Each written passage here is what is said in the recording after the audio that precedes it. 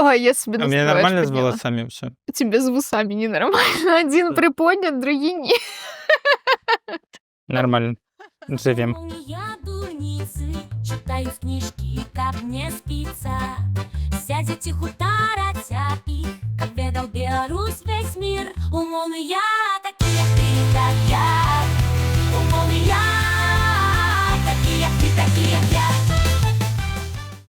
Усім прывітанне. І гэта падкаст умоўны, на працягу якога мы распавядаем пра сучасных літаратараў і літаратарак, ды ўздымаем сур'ёзныя сацыяльныя пытанні. Про якія я написали. І на гэты раз мы будзем абмяркоўваць усё ж такі сучасніка, так мы перайшлі экватар нашага праекту. І ў гэты раз мы распавядзем пра Андруся, працяжнік Андрэя Горвата. Андруся, таму што Таму што першая кніга выдана пад імем Андрусь. паштальменша, як фемінітыў для паштальёнкі, я не Тарка. паштарк. Не, паштоўка гэта іншае. Я не памятаю, яго было ў кнігі. Паштальёнка, паштальёнша. Паштальёнка, пусть будет паштальёнка. Яго паштальёнка не называла Андрусь, таму што не існуе такого імя Андрусь, у яго ж была заметка. Не, і што ёсць Кастусь, чаму я не магу называць сябе Андрусь? Андрусь. Вось. Таму я за тое, каб ён быў Андрусем Горватам, але спадар Андрэй, спадар Андрусь, як хацеце, так сябе і называйце. Горват. Вось, і сёння мы праз творы Андруся Горвата мы абмяркуем сацыяльныя пытанні дауншыфтингу, можа, трошкі затронем то, што такое вёска ў сучасным плане, і пагаворым пра дзённікі і сацыяльны тыск, які быў на пачатку на мяне.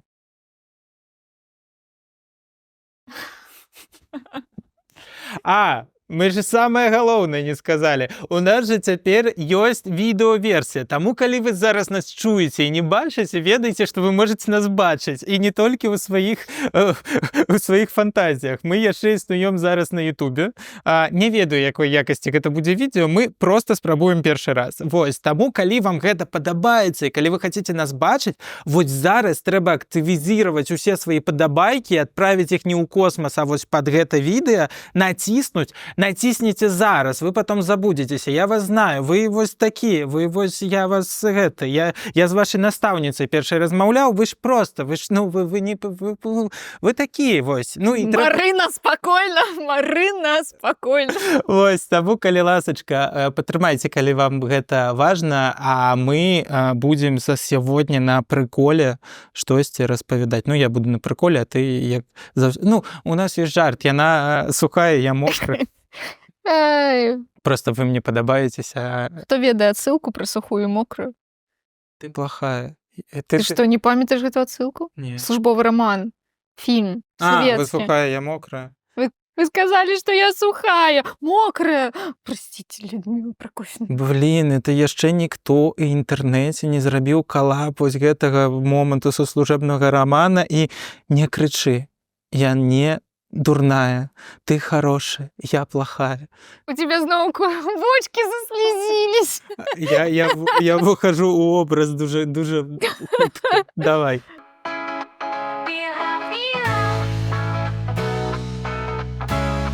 Так атрымалася, што біяграфія ў нас кот наплакаў, і шчыра кажучы, у гэтым ёсць большы сэнс, чым заўсёды. То есть заўсёды мы проста нічога не знайшлі. У гэты раз мы, як і у апошні, мы напісалі аўтару і спрасілі, ці можаце вы адказаць на нашы пытаннічкі. Яны такія нескладаныя, но можа у вас ёсць час. І нам адказалі, што не, чувакі, ўсё добра, падкаст ваш класны, але я не хочу распавядаць пра асабістае жыццё. Ён яго захоўвае. Мы такія... Паважаем, не асуджаем. Шчыра кажучы, у нас нават не было ніякай такой рэакцыі адтаржэння таго, што нам сказалі не. Мы такі, гэта асабістае жыццё, класна, што чалавек выставіў асабістыя межы. Мы такі, мы ходзім каля іх. Мы спрабуем там дзесьці падкапаць, нырнуць дзесьці падрэзаць. Што у нас Андрей Иванович Горват оказался настолько закрытым человеком, что мы ведаем только... Нават написал твор про себя. Давай. Дата дата. нараджэння, што вось ён настолькі закрыты чалавек, што мы ведаем толькі яго год нараджэння 1983. Усё. Але я не была б жанчынай. Ему 40 сколькі? 83, 41. Я лічу, я падлічваю, я тэхнар. Давай, Я хочу лічыць. Я падлічыў, верагодна, неправільна. Я просто успамятаваў, што я гугліў, і там было напісана. 83, 7, 10, 17 і плюс 24. Да, 41 год. Дык вось, але я б не была сапраўднай жанчынай, калі б я не правяла асабістае расследаванне і не выявіла, дзякуючы радзіву прутку, кнізе, што ён нарадзіўся Ён 10. нарадзіўся? Ён нарадзіўся дзесьці ў студзені. І прыкладна да 20 числа. Вось калі там адміраць па запісам, Просто бачце, я просто уяўляю, як ты гэта шукала. Такая, Ксюха, нам трэба кое-што выясніць. не, ну, І две такія вар'яткі. дык а што? Так, глядзіце, у яго інстаграме есть фотаздымак. На фотаздымке ён каля торта і каля святочнага торта. Нет, ён там у кнізе пісаў, што вось яму там споўнілася, не памятаю, колькі там 33 споўнілася. Вось. Так, ён там штосьці... Ой, мне Ну, і споўнілася гэта быў 33, мне... Студзень, але гэта было крыху бліжэй, чым сярэдзіна месяца па нататках, то бок прыкладна 10 до 20 числа ён нарадзіўся, а гэта значыцца, што ён казірог. Што, якія яны ж адэкватныя? Ну, то есть... Ну, як адэкватныя? Яны проста упёртыя настолькі, што не, ну, характар у іх стрыманы, дастаткова спакойны, але не заўсёды я ведаю казірога, які вельмі такі ўспыльчывы.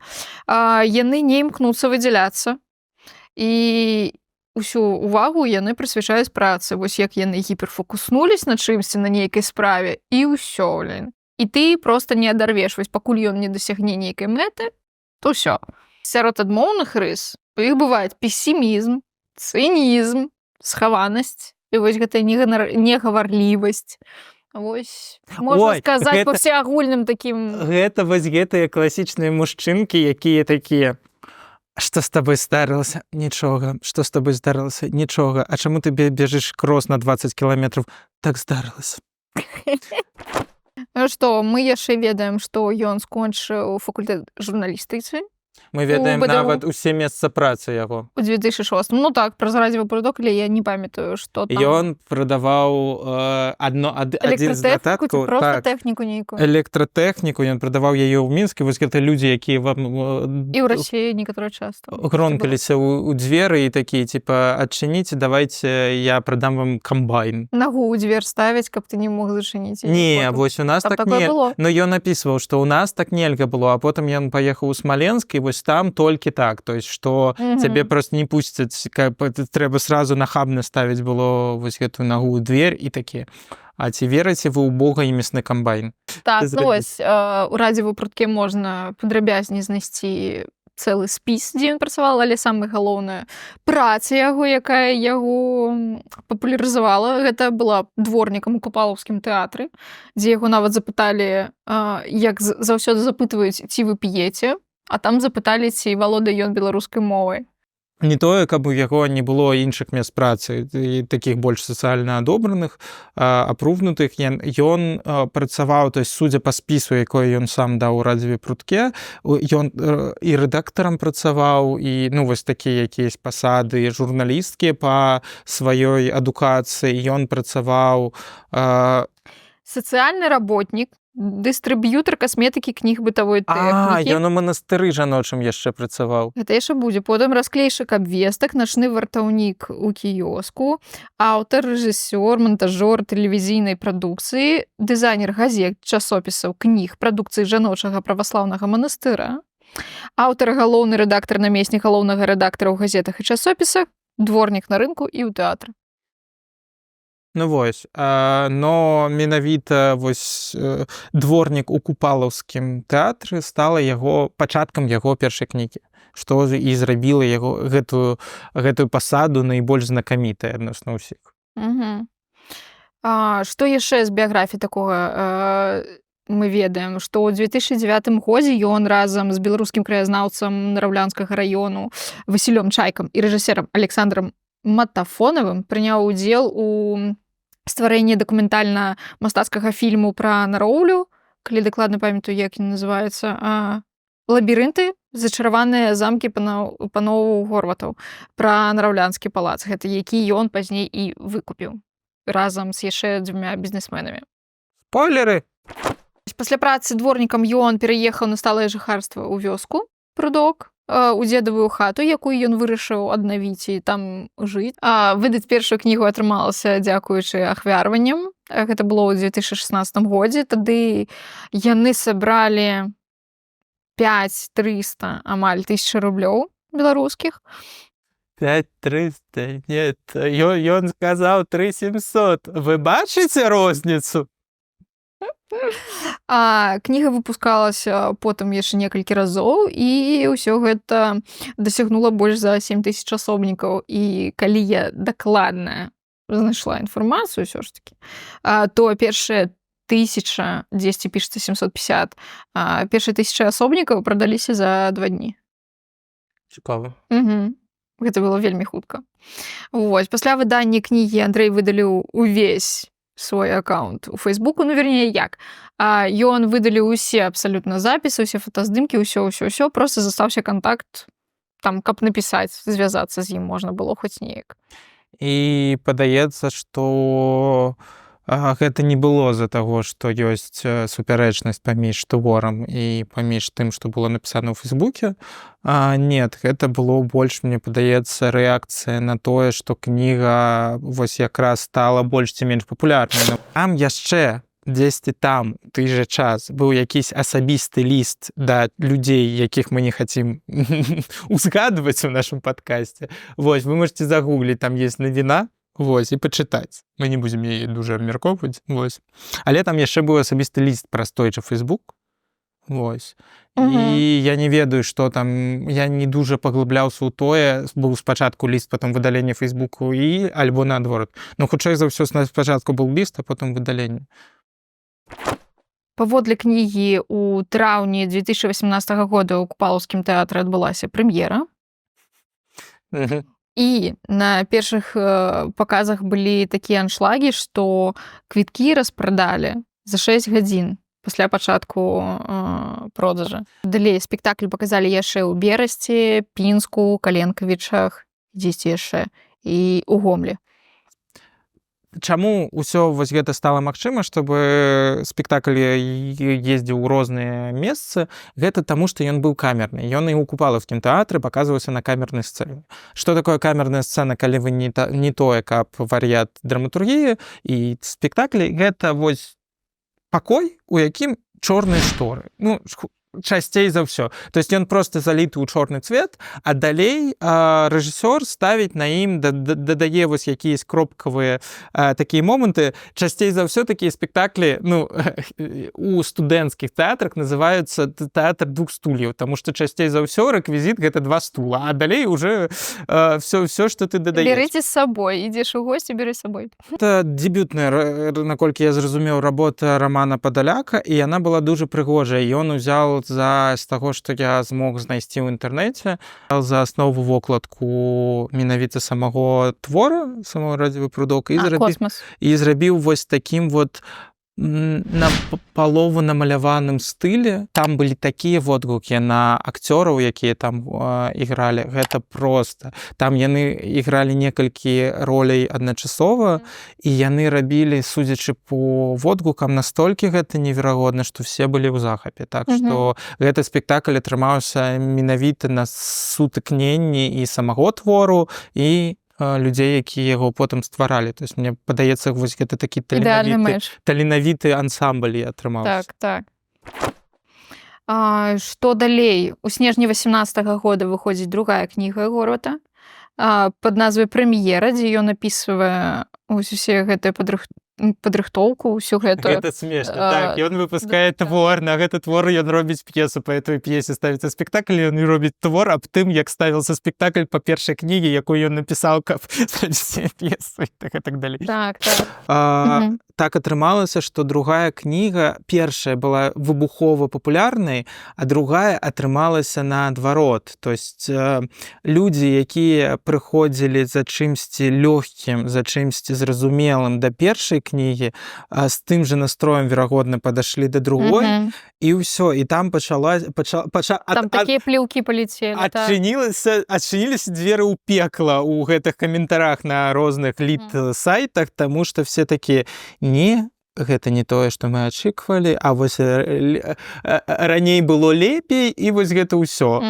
Хаця, насамрэч, мне другая кніга падабаецца больш. Мне больш першая. Ну, вось мы гэта яшчэ... Хаця, я другую таксама з задавальненнем прачытала, але ўсё ж такі першая у мяне выклікала больш нейк разважанне ўнутры, таму... А мяне бесіла першая. Так што вось гэта мы абмеркую. Так, як заўсёды. Нам падабаецца розна. Все, давай. Ён набыў у 2020 годзе Так, у палац... лістападзе палац Горватаў на Раулі. Сваіх дзядоў, прадзедаў. Ну, як прадзедаў, дзядоў? Тут яшчэ ёсць пытанне. 12 лістапада 2020 года ваш шлюб зарэгістраваны? Ладно, що, жартуем. Не, ён, мне падаецца, я ні адной дзяўчыны ў сваім жыцці так не дабіваўся, як ён гэтага замка. Палаца. Палаца. Гэта штаны такія. У пол. Палаццо. Сеньора Лімоні. Бо як? У лістападзе 2020 года ён разам з двумя бізнесоўцамі набыў палац Горватаў на Роўлі. Палац Горватаў. Бізнесмены гэта Пётр Кузнецоў і Александр Баранаў. Набылі яны палац за, мы ж беларусамі пераводзім усё ў даляр, за 21 тысячу даляраў. Так яшчэ не так. Ты бачыла гэтыя кошты на кватэры ў Менску? Так, палац маглі б і за 20 рублёў аддаць. Набылі яны гэты палац, вядома ж, пад пэўныя умовы. Яны за 5 год мусяць адрамантаваць яго і ўвесці ў камерцыйную эксплуатацыю. А калі умовы яны не выканаюць, то палац адыдзе назад да дзяржавы. Ой, самая класічная схема. Цябе даюць... У нас же Ну, слухай, ім хаця б на 5 гадоў далі. Я, звычайна, чула гісторыю пра 3 гады толькі. І прыкінь... Ну, імі за 21 тысячу і прадалі. Была праграма па рэновацыі вось гэтых усіх старых палацаў. Яны прадавалі ўсё за даляр. Ну так, 20 рублёў, там 50 рублёў. Ну, там такія... Моя сям'я хацела набыць сябе. Там былі падводныя камяні, насамрэч. Таму што я памятаю, як мне было гадоў 15-16, мы ездзілі глядзець вось некаторыя з такіх аб'ектаў. Не памятаеш? Не памятаю, на жаль, зусім не памятаю. Дзесьці не так далёка ад Менска. Там, паміма ўсяго, былі... Цябе сам будынак цябе прадавалі за 1 даляр, за одну базовую, не даляр, там базовая, наколькі я памятаю, была. Але усе дрэвы, якія ёсць у садзе, яны коштуюць якіхсьці грошай. І там магло, то есть там 10 тысяч даляраў магло накідацца просто за дрэваў, які ты не можаш іх з імі нічога зрабіць. І давалі на 3 гады, наколькі я памятаю, большую частку вось гэтых, і ты павінен быў аднавіць, а каб гэта ўсё аднаўляць, тебе патрэбна сагласаваць, якія вокны там павінны быць, тебе патрэбна сагласаваць, які там будзе фасад. І ўсё вось гэта. Тебе нельга выкарыстоўваць некаторыя віды матэрыялаў, цябе нельга яшчэ вось гэта. І гэта вось адзін з пунктаў, які затармазіў працэс рамонту ў гэтым палацу Горватаў з-за рамонту даху. Яны доўгі час сагласоўвалі, спрабавалі гэта зрабіць з уладамі, ось гэты рамонт. Тому што, мабыць, нельга нейкія матэрыялы там выкарыстоўваць, альбо від мусіць быць пэўным нейкім там па прыгажосці сваёй, таму што ўсё ж такі гэта гістарычныя каштоўнасці гэтак далей.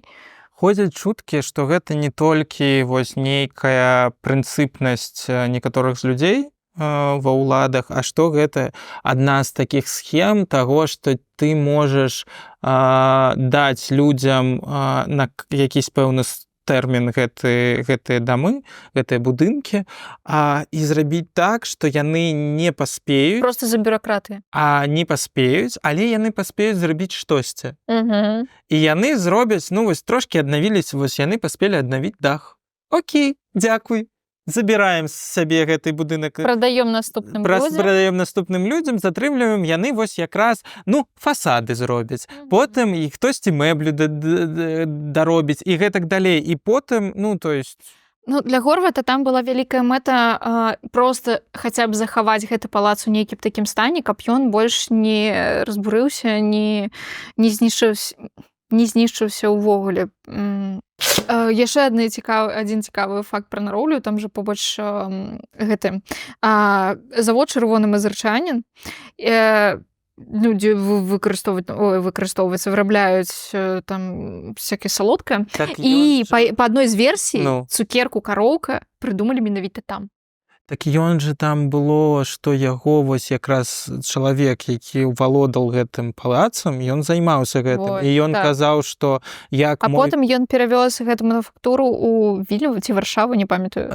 Штосьці накшталт У такого. Польшу, яны ж пераехалі ў Польшу з гэтага палацу пасля рэвалюцыі. І ён казаў, што яго дзед не можа быць дрэнным чалавекам, таму што як можа быць дрэнным чалавекам той, хто вырабляе мармелад. Цукеркі, мармелад яны рабілі, наколькі я памятаю.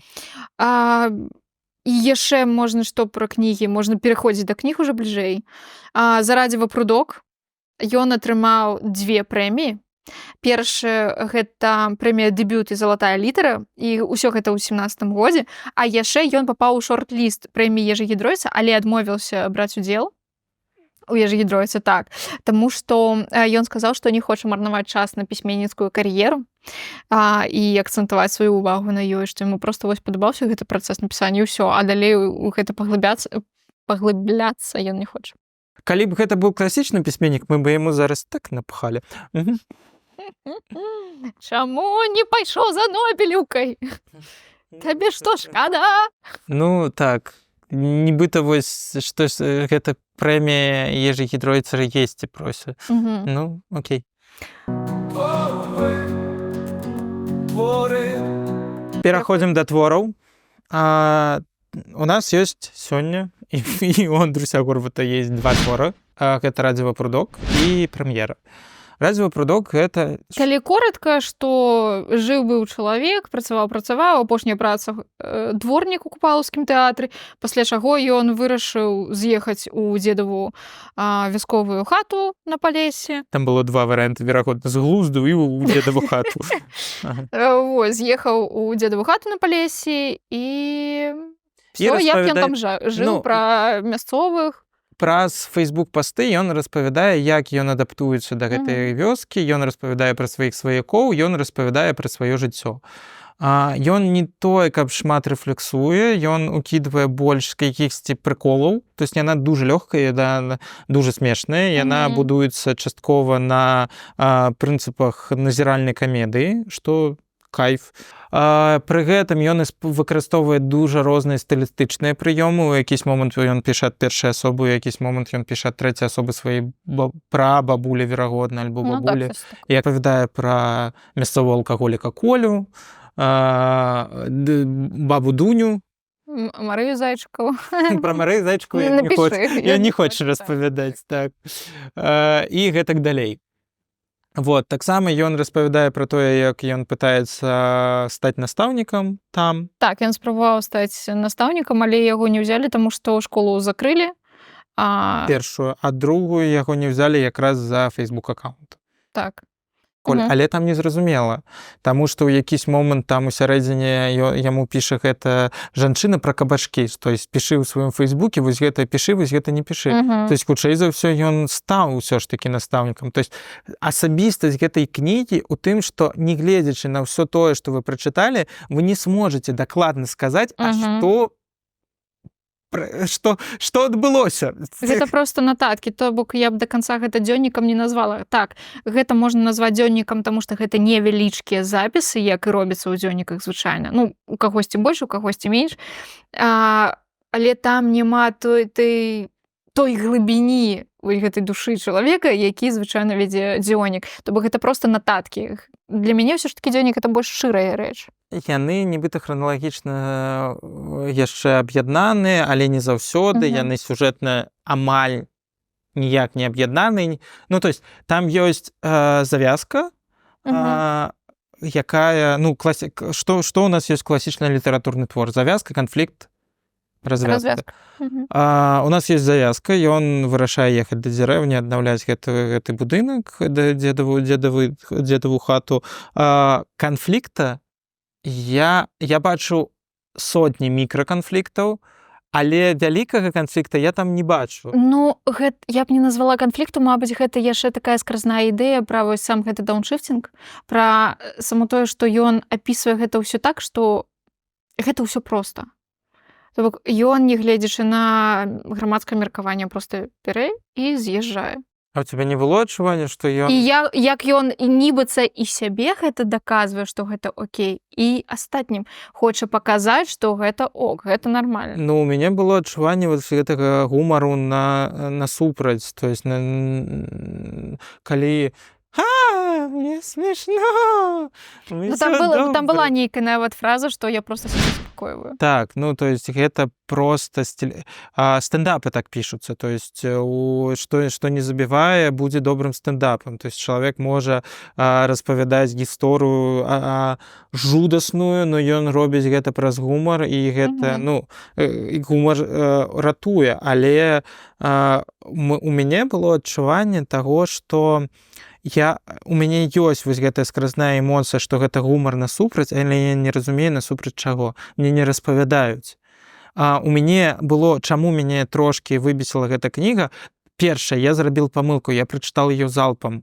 Я прачытаў яе вось усе гэтыя кавалачкі. А чым гэта дрэнна? Мне падаецца, што так не трэба рабіць з гэтай менавіта кнігай. Я наадварот. Ён, наколькі я памятаю, ён распавядаў аб тым, што ён хацеў напісаць тую кнігу, якую ты можаш, там, чакаеш аўтобуса, прачытаў у чарзе штосьці іншы кавалачак прачытаў. Калі ты чытаеш яе запар, мне відавочна бросілася ў вочы тое, што тэмы хутка змяняюцца. Ад мяне штосьці хаваюць. Ну гэта табе не спадабалася. Ад мяне хаваюць той асабісты канфлікт, і я зараз ужо, калі мы атрымалі адказ аб тым, што я не хачу распавядаць пра сваё асабістае жыццё, я зразумеў, гэта аўтабіяграфічны твор, але аўтабіяграфічны твор, у якім вам не распавядуць усё пра чалавека. Чалавек не захацеў вам адчыняць душу, і гэта не дрэнна. Мы не кажам, што гэта не павінна так быць. Окей, гэта яго асабісты выбар, і ён зрабіў кнігу, якую спадабалася вялікай колькасці людзей, і значыць, яна працуе. Значыць, гэта добрая літаратура. Але калі я не разумеў канфлікту, мяне дужа трыгерала ўзгадванне жонкі, таму што ён даў імёны ўсім. Я ведаю імёны ўсіх, акрамя жанчыны, з якой ён быў. Мяне трошкі бянтэжыла тое стасункі з дзіцём, але, ну, окей, гэта там яны былі больш ці менш прапісаны. Я не разумеў унутраны канфлікт персанажа, таму што ён штосьці там, адзінотнасць, тое, дзе я знаходжуся, але яны не былі прапісаны, і я не разумеў, што то есть я не ведаю, што было да дворніка, і гэта мяне трошкі выбівала. То есть я разумеў, што я чытаю хі-хі-ха-ха, мне смешна, але я разумею, што... Ну, як мы з табой яшчэ размаўлялі да запісу, што табе быццам бы сказалі альбо нет, сказалі Б, а вось тое, што было да Б, яго няма. Мне намікнулі. Тебе намікнулі, але не. Ну, так, ну, вось, гэта вось такі шчыры дзённік. Гэта дзённік, які ўзялі і там павыкрэслівалі ўсё самае асабістае. Але такі фармат добра заходзіць. Вось ключавы фактар поспеху радзіва прутка. Гэта, па-першае, што гэта проста жывая мова. Яна напісана вельмі проста, яна напісана такой жудаснай трасянцы. Адкуль бы я яшчэ... там трасянка? Там трасянка, але яна так гарманічна ўпісана ў кнігу, што вось ёсць некаторыя кнігі беларускія сучаснікі, які напісалі, і там кажуць, вось кніга напісана на трасянцы, на гэтым прям акцэнтуюць увагу. А тут яна так гарманічна ўлілася ў гэтую кнігу, што там Што я нават нават не акцэнта няма. заўважыў. Гэта я проста вось частка кнігі. Вось, гэта першы ключавы фактар. Другі — гэта фармат напісання. У век татальнай інтэрнэт кароткіх допісаў. Тыр-тыр-тыр. Трактор пачаў. Тыр-тыр-тыр. Маленькі трактор у галаве Насці. Інтэрналізацыя. Давай. Дзе ты Сіні адкапала? трактор не попаляў. Дзе ты адкапала гэтае слово? Гэта я придумала. Я придумала. Малайчынка. Давай. Я выгаварыла. Фух. Ты вось маленькімі кавалачкамі прачытаў, тэлефон заблакіраваў, пайшоў. Там альбо кнігу закрыў, пайшоў. Всё, вось гэтыя маленькія кавалачкі, яны цябе не перагружаюць. І шмат каму зараз увагу доўга трымаць цяжка, і вось гэта выратоўвае. Ну вось, але з іншага боку, калі вы прызвычаіліся да таго, што кнігі гэта якраз аплот фокусіроўкі, і калі ты вось пачынаеш і чытаеш залпам да таго моманту, пакуль цябе не стане дрэнна, ну вось для мяне такой твор не спрацаваў. І трэці ключавы фактар поспеху гэтай кнігі — гэта дауншыфтінг. Проста што гэта такое? Гэта нейкі такі тэрмін, які азначае філасофію жыцця дзеля сябе і адмовы ад чужых Сацыяльных мэтаў. норм. Так, ад грамадскіх гэтых асуджэнняў адыходзіць і ўсё, таму што яны абіраюць сябе. Такія людзі адыходзяць ад кар'еры, якая прыносіць ім шмат грошаў з аднаго боку, але і з другога боку шмат нерваў. І пераходзяць на працу з меншым заробкам, але і меншым узроўнем стрэсу. І тут могуць быць розныя прычыны пераходу. Гэта могуць быць жаданні весці больш спакойнае жыццё, бо праца ўсё ж такі выматвае часта. Гэта могуць быць жаданні праводзіць больш часу з сям'ёй і сябрамі. Гэта могуць быць жаданне заняцца больш часу прысвяціць свайму любімаму хобі, альбо наладзіць баланс вось сам паміж працай і жыццём, ахову свайго здароўя, таму што гэта стрэс і нервы, гэтак далей. Таму што дауншыфтінг — гэта паніжэнне планкі ў адным боку, у працоўным. Вось чым больш ты распавядаеш, тым больш у мяне з'яўляецца вось гэтая не ідэя, а разуменне таго, што хутчэй за ўсё гэта дужа міленіальская такая штука. Ну, тут я магу паспрашацца, таму што вось шмат хто інтэрпрэтуе гэта тое так, што вось ты проста бярэш, звальняешся, ўсё кідаеш і сыходзіш у нікуды. Не. Для мяне гэта вельмі сур'ёзная рэч, таму што гэта асазнаны выбар ладу жыцця. Асазнаны ли? Так, асазнаны. Добра, калі асазнаны. Окей, добра, калі ты правільна інтэрпрэтуеш гэты тэрмін. І гэта асазнаны выбар. Таму што я лічу, што, па-першае, табе трэба пасядзець самім з сабой, паразмаўляць, па-першае, прычыны, чаму ты хочаш вось так зрабіць. Можа, у цябе там стрэс паднакапіўся, і табе трэба проста, не ведаю, з'ездзіць на адпачынак і ўсё. Альбо там наладзіць баланс у сваім раскладзе рабочым, і ўсё наладзіцца. Па-другое, табе трэба вызначыць, калі ты ўсё ж такі вырашыў пайсці гэтым пуцём, вызначыць, за што ты будзеш жыць, дзе ты будзеш жыць, ці хопіць табе грошай, які ты будзеш на іншай працы зарабляць, ну, альбо ты проста перайдзеш на нейкі парт-тайм. Не, зразумела, што цябе трэба падумаць пра гэта. Чаму я кажу пра міленіалаў? Наступнае пакаленне — гэта Z.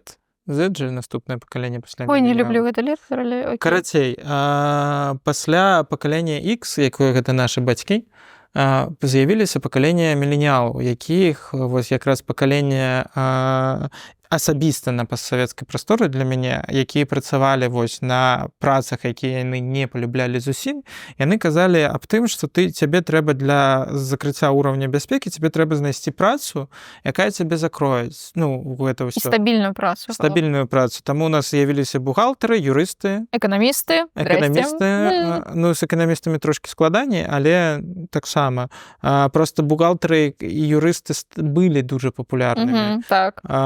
потым яны сталі менш папулярнымі, таму што Іх шмат развялося. і вось з'явіліся айцішнікі, і пайшла вось працяг гэтай гісторыі, але яшчэ ўсё больш у міленіяльскім свеце.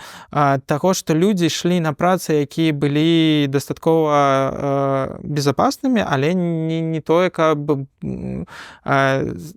вялі іх да чагосьці, што ім падабалася.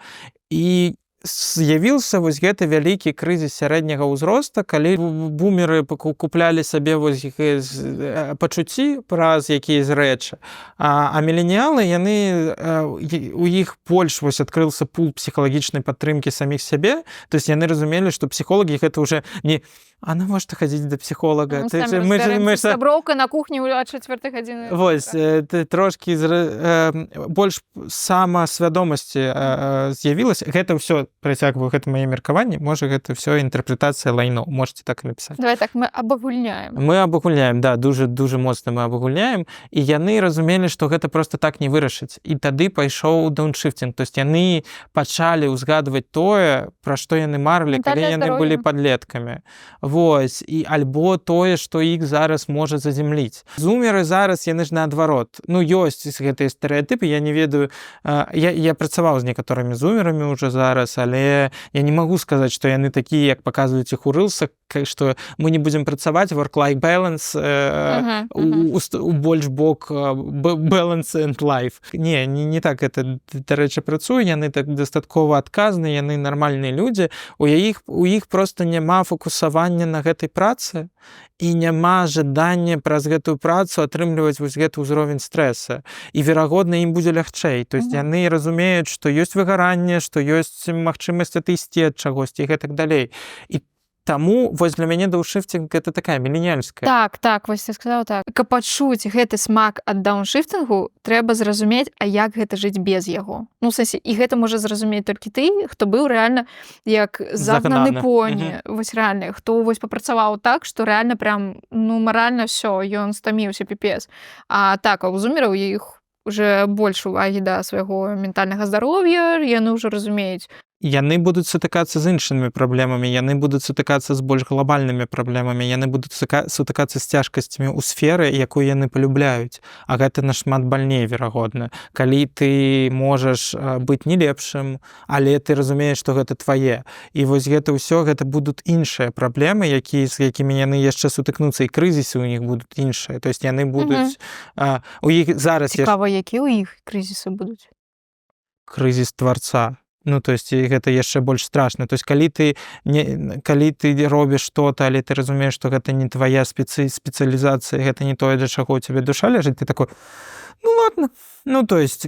Ну, гэта добра, калі, ну, ладно, а прыкінь, вось як міленіалы такія ты абраў, ну, ладно, можа, крышачку нават паміж міленіаламі і нашымі бацькамі, так, і ты момант, калі ты... Бумеры, дзякую. Калі ты абраў нейкую адну прафесію на ўсё жыццё, і потым такі, блин, а што мне з ёй рабіць? Я не хачу больш гэтым займацца. Ты можаш задауншыфціць, а калі гэта праца твайго жыцця, ты можаш задауншыфціць, але ты разумееш, што ты потым ўсё роўна да гэтага павярнешся, і ты будзеш сутыкацца з адной і той жа праблемай заўсёды. То есть ты вось пасля дауншыфтінга міленіялы хутчэй за ўсё не павярнуцца да сваёй юрыдычнай справы, калі яны ўжо вырашылі, яны знойдуць штосьці іншае. Яшчэ адной важнай рэчаў у дауншыфтынгу я лічу вось пасядзець з самім сабой, паразмаўляць і падумаць, а ці сапраўды ты зможаш жыць як дауншыфтер? Гэта толькі вось уяўляеце, што вау, ну і ладно, буду атрымліваць там аля там на $300 менш, але ў мяне будзе больш часу для сябе, для сваіх хобі, гэтак далей. А потым, калі ты сутыкнешся з тым, што ў цябе грошай менш, а ты прызвычаіўся ўжо неяк так пэўна жыць, і такі, блин, а ці патрэбна мне гэта было ўсё? Шчыра кажучы, мы же ў Беларусі дастаткова рана сканчваем універсітэты, таму што мы ідзём у 6 гадоў у гэты сканчваем універсітэт, мы ў 20-21 год. Гэта дастаткова рана, даже калі паглядзець на іншыя страны, то тое, што там у 25 гадоў, гэта могуць быць яшчэ людзі у адукацыі. У Італіі ў 30 ты яшчэ падлетак. Вось, і таму я б не заганяў сябе, таму што мы якраз наадварот, мне падаецца, што беларусы дуже часта заканяюць сябе. Мгм. І Нам трэба крыху да, і вось гэты дауншыфтинг, самае галоўнае, што трэба сказаць пра дауншыфтинг, ён не беззваротны. Ну, калі вы так не зрабілі, што калі вы уходзілі з працы, вы сажглі гэтыя масты так, што вы не можете павярнуцца ў сваю прафесію. Лучше так не рабіць, лучше разумець, што ёсць дауншыфтинг з дауншыфтинга. То есть вы можете павярнуцца назад, і нічога беззваротнага няма. То есть хотите, паспрабуйце. Нават калі вы просто стаміліся і вырашылі гэта эмацыйна. Ну, то есть, канешне, Наста тут гаворыла пра тое, што лепей падумаць 2 альбо 3 разы, так. Але калі так здарылася, нічога дрэннага ў гэтым няма. Аб чым якраз, як я і бачу, напісана другая кніга. То есть... Другая кніга? Другая кніга. Для мяне другая кніга гэта больш пра проста апісанне пастаноўцы спектаклю ўсё. Больш рэфлексіі там не пабачыла, таму што мяне наадварот. Вось гэтая разнастайнасць думак Горвата і запісаў мяне трыгернула на шматлікія разважанні наконт сябе, свайго жыцця і гэтак далей. А ў прэм'еры? А ў прэм'еры, так, там ёсць нейкі сюжэт, там, як я бачыла, проста як сам Горват назіраў за пастаноўкай спектаклю. Такіх глыбокіх разважанняў чамусьці... Жорстка. Глядзі. Ён рабіў тое ж самае ў першай і другой кнігі для мяне, але ён абраў розныя стылістычныя прыёмы. Калі ў першай кнігі ён робіць дуже простую мову, дуже такі хі-хі-ха-ха, але ён цябе не распавядае проста пра то штосьці сакравеннае, то ў другой кнігі ён вырашыў расказаць цябе пра штосьці сакравеннае, але ён вырашыў зрабіць гэтым такім спосабам, каб ты гэта не зразумела. Ён вырашыў стылістычна ускладніць кнігу настолькі, чтобы большая частка таго, хто чытаў першую кнігу, не зразумеў, што напісана. Ну, давай паразмаўляем пра гэта, ну! Так ён напрамую абзацамі тэкста кажа цябе пра тое, пра што ён разважае, тое, што яго турбуе. Ён проста робіць гэтыя абзацы, але з-за таго, што яно змешана, ён вводзіць прыём, які я назваў інверсіяй байцоўскага клуба Паланіка. Ён вводзіць адначасова аўтара, персанажа і трэцяга чалавека. Я не разумею, што... Волю гэтую? Ну, не. Быццам бы волю. Ну, в сэнсе, што быццам бы трэба яшчэ чалавека, аднаго які з персанажа. воляй. То есть ён кажа, што персанаж знаходзіцца з воляй, але дальше мы разумеем, што адбываецца амаль прэм'ера, але ён знаходзіцца з воляй дзесьці ў Парыжы, Берліне, Лондоне, Італіі, ну, то есть дзесьці ён там знаходзіцца, але незразумела, дзе ўжо рэальнасць, дзе... То есть ён настолькі храналагічна ламае, ён ламае храналагічна, ён ламае пазіцыённа. Я не разумею, дзе што знаходзіцца. І мне трэба... То есть у мяне самае галоўнае пытанне, а дзе рэальнасць? А там адказа на гэтае пытанне няма. Але ён скрозь вось гэта ўсё, ён праводзіць рэфлексію. Але першапачаткова, навошта ён раздзяляе аўтара і персанажа? Гэта як два я, адзін па аднаму сцэнару жыве, а другі па-другому. Як трэба і як хоча? Я бачу, ну, то есть давай я скажу, што я бачу ў гэтай кнігі. Верагодна, можа, гэта не тое, каб яе рэальнасць таго, што закладаў яе аўтар, але тое, што я пабачыў, гэта якраз што, калі дауншыфтинг не спрацаваў. І гэта ўзгадвалася ў першай кнізе яшчэ. Ён думаў наконт таго. Я пабачыў у першай кнізе, што ён напрыканец ён пачынае з гэтым расчароўвацца. Не з пункта гледжання, ён пачынае разумець, што, верагодна, гэта быў якраз эмацыйны выбар. І яго штосьці туды прывяло, але зараз ён разумее з-за таго, што вось у другой кнігі, што я бачу, што з-за таго, што ён создаў сабе персанажа, таго самага Андруся, які жывёць у прутку, таго чалавека, якога любіць за тое, што ён смешны, за то, што ён лёгкі, за то, што ён доіць казу пад ліхтарыкам, у металічнае ведро. Всё, з казой, і яго любяць, ну, не тое, каб любіць за гэта, вось ён такі. І ён разумее, што персанаж страціўся. Аб чым кажуць усе гэта? Ён нібыта сам не хоча быць уже гэтым персанажам. І ён узгадвае ў прэм'еры неаднаразова, што персанаж знік, Мгм. і трэба яшчэ кагосьці ўвесці, нібыцца. Ну, то есть, по Ну, логике... в сэнсе, што вось галоўная ўвага не да таго, што трэба кагосьці ўвесці, а што закон таго, што персанаж страціўся, персанажа няма, дзе ён? І вось глядзі, то есть, калі б усё было лагічна, дужа лагічна, ну, калі разглядаць гэта проста з пункта гледжання рацыяналізму, ён кажа аб тым, што яны пачынаюць ставіць спектакль. Потым гэтага Міхаіл, наколькі я яго памятаю, галоўны акцёр, які Зой? яго... Да, Міхаіл, які яго адыгрываў. Ён ідзе, ён штосьці з тым здараецца, і Андрусь выходзіць як... аўтар выходзіць як галоўны герой, Андрусь. Ён адыгрывае, і яму рэжысёр кажа, што геніальна, ну, то есть, канешне, гэта твой арганічны тэкст. І потым пасля гэтага страчваецца персанаж. І Міхаіл іграе самого сябе, ён не можа адыграць персанажа. Але, ну, то есть, і пры гэтым у рэжысёра ёсць ідэя аб тым, што, ну, давайте заменім на Андруся. Але гэтага таксама не здараецца. Таму што і Андрусь ужо, верагодна, не можа адыграць персанажа. Таму што, Ён верагодна, змяніўся. ён верыць у іншае. То есть ён проста змяніўся, і у яго ёсць наступны этап трансфармацыі праз вось прутката ў прэм'еры 3,5 абзацы. Ну, то есть, шчыра кажучы, там што-то там пра Леніна, штосьці там ён бабадуні немножко. Але Ой, там... моя улюбёная частка была, калі чувак ехаў у цягніку і потым прачнуўся, і вось гэта вось сон пра Леніна, дзе Ленін? Гэта ён жа. Гэта просто той жа аўтар, гэта той жа трэці персанаж. І там ідзе вось гэтае неразуменне аб тым, чыі думкі ты чытаеш. Карацей, калі вы не зразумелі гэтую кнігу, гэта як з майстрам Маргарыты Булгакова. Чым больш чытаеце, тым лепей разумееце. І, блін, вось цяпер я разумею, што ўсе гэтыя каментары наконт таго, што ў параўнанні з першай кнігай другая не спадабалася, не выстреліла.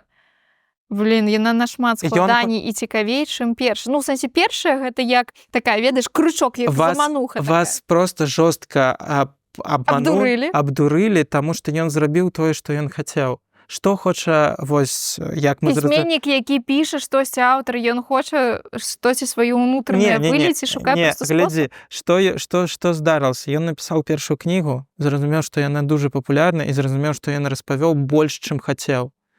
І ён выдаліў Facebook, і ён не хоча атрымліваць прэмію Ежы Гідройца, таму што ён кажа? Ён не пісьменнік, ён не хоча туды ісці. І ён робіць другую кнігу.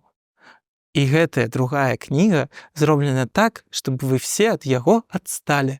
Чтобы вы туда не лезлі. Вам не спадабалася, вы не зразумелі. Але адстаць можа толькі ты. Всё вам не цікава. Але адстаць можа толькі ты, хто другую кнігу зразумее. І знойдзе гэты сэнс, не? Цябе не спадабалася, і ты... Всё, мне не падабалася, я не буду далей чытаць. Всё, мне не смешно, мне не так цікава, як у першай. Окей, ты угаварыў. Я перачытаю яе трэці раз, таму што першы раз я чытала 10-1,5 гады таму. Вось, да гэтага выпуску яшчэ раз перачытала. Окей, я перачытаю трэці. Гэта ўсё моя інтэрпрэтацыя. Калі я Слухай, ну гэтым штосьці ёсць. Ускрыл каварны план, прабачце, калі я ускрыл каварны план, які я прыдумаў у сваёй галаве, ну, што, я... Андрей Иванович, калі мы вас рассекрэцілі, даруйце нам, калі ласка, мы не хацелі, так атрымалася. Так, зараз я знайду той самы кавалачак, які для мяне, то есть я дзесьці адзначыў той самы кавалачак, які для мяне апісвае усю рэфлексію аўтара у другім творы. Я разумеў, бо жыў у хаце з курай і падсвечваў мабільным тэлефонам казіныя цыцкі. А так лёгка, аказваецца, выйсці за межы сваёй сюжэтнай лініі і не адбудзецца нічога страшнага. Зямля не разбурыцца і не ўпадзе неба. Людзі так па-рознаму могуць адчуваць шчасце, але да гэтага не меней, а болей месца становіцца. Так, у мяне нават маркерам выдзелена гэта частка. Ён аказаўся нашмат цікавей, чым мы думалі. Шчыра кажучы, я яшчэ калі рыхтавалася да выпуску і глядзела, я ж не проста шукаю інфармацыю там в Вікіпедыі, нейкі артыкул чытаю, я яшчэ, канешне, лапачу ўсе магчымыя відэа, каб паглядзець проста на твар чалавека, на яго паводзінах і так далей. І мне ён паказаўся нашмат глыбей, чым проста чалавек, які вырашыў з'ехаць у вёску, там, я купіў палац, і вось яго цяпер рамантую. Не, у яго нібыцца ёсць унутры нейкая высшая мэта, калі так можна сказаць, узвышана.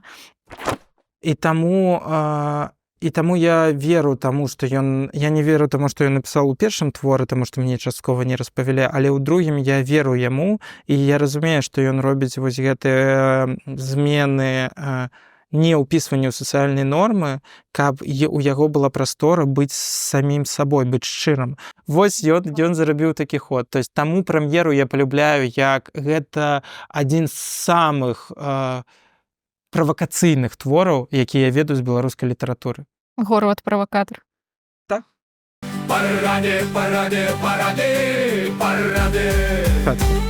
Наколькі ты памятаеш, я даю парады па сацыяльнай тэме і потому, што ў мяне нараджае твор. Не зусім дырэктыўныя я беру па сацыяльнай тэме, а вот тое, што нарадзілася. І як заўсёды я падрыхтаваў серыялы, фільмы і кнігі, ты можаш абраць, чаго мы... Давай спачнем з кніг.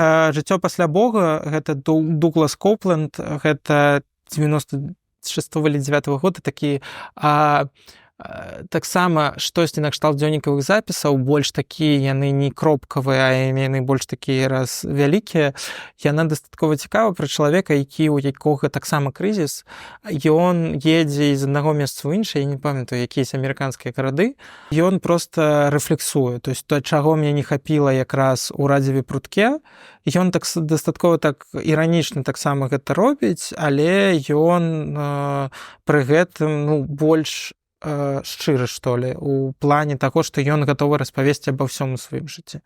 Потым Элена Ферранте, гэта неапалітанская серыя, гэта дзённікі, гэта дастаткова глыбокія дзённікі, яны дужа класныя, яны настолькі класныя, там 4 кнігі, апісвае шчыра свой першы секс, а там, як ей было там, я не памятаю асабістыя эмоцыі, але потым у яе быў секс, аб якім яна жалее. Яна не толькі пра гэта распавядае, проста гэта прыклад якосці такой шчырасці па-за межамі таго, што можна сацыяльна распавесці. Тыя самыя дзённікі, якія...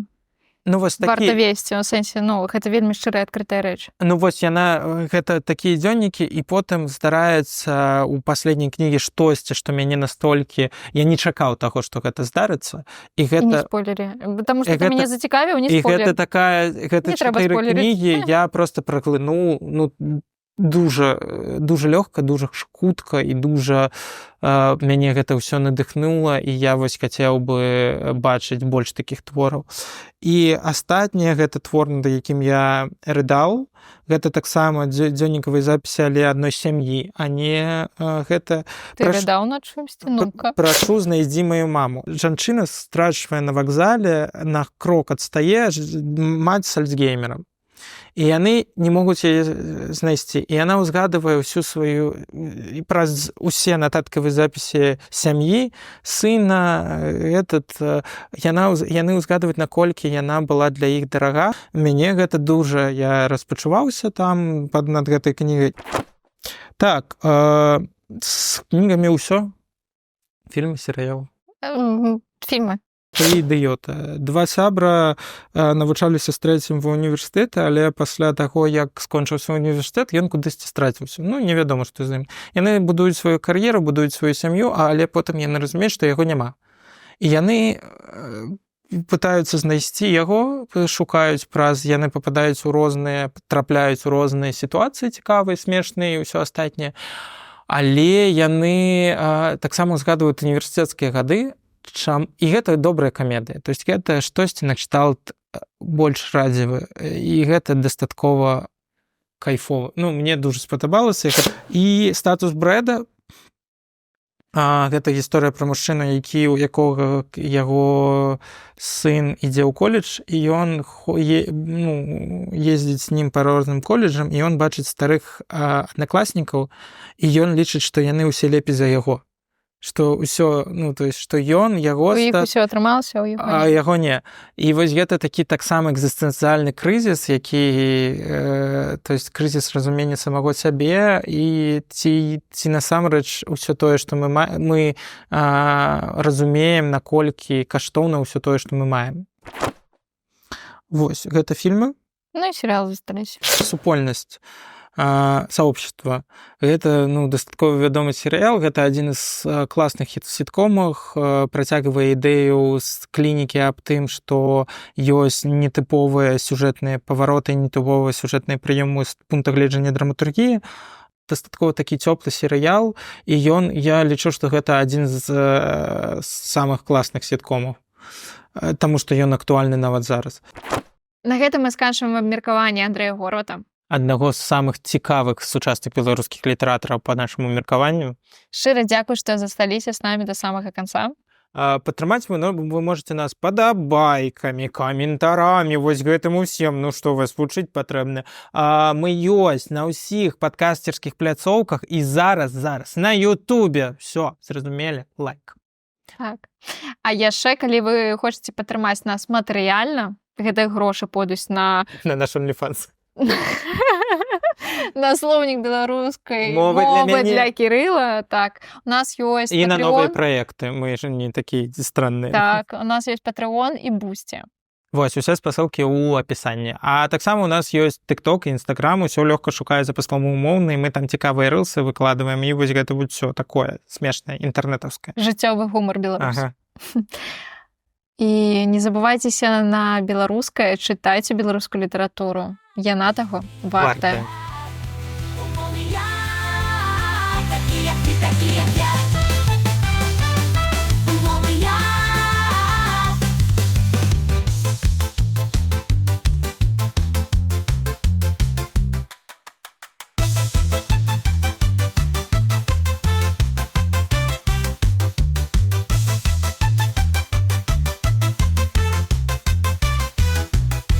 Сядзяць і гутарацца іх, каб ведаў Беларусь весь мір. Умоўны я, такі як ты, такі як